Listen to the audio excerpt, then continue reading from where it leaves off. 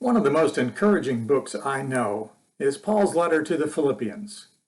He wrote it while he was in prison, but it is one of the most positive letters he wrote.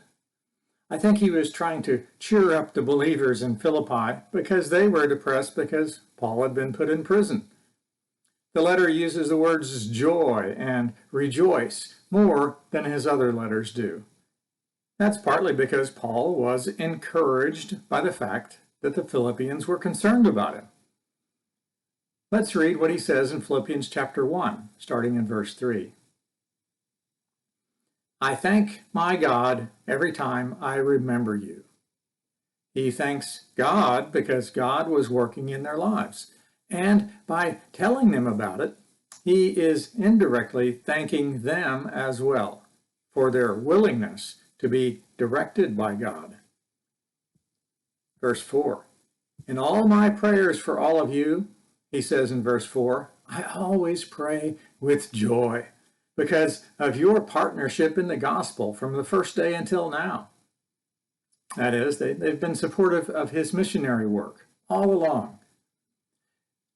Being confident of this, verse 6, that he who began a good work in you will carry it on to completion until the day of Christ Jesus.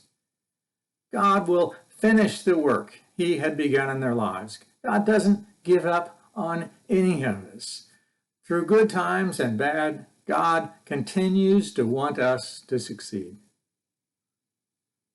Verse 7, it is right for me to feel this way about all of you, since I have you in my heart. And whether I'm in chains or defending and confirming the gospel, all of you share in God's grace with me. God can testify how I long for all of you with the affection of Christ Jesus. And this is my prayer, he says, that your love may abound more and more in knowledge and depth of insight. That's a good prayer for us today. Not only that we love more and more, but that we love with knowledge and insight about what is actually best for the other people. So that, he says in verse 10, so that you may be able to discern what is best and may be pure and blameless for the day of Christ, filled with the fruit of righteousness that comes through Jesus Christ, to the glory and praise of God. That was Paul's prayer for the people of Philippi, that they would grow in their understanding of what was best, that their lives might reflect the righteousness that they've been given in Jesus.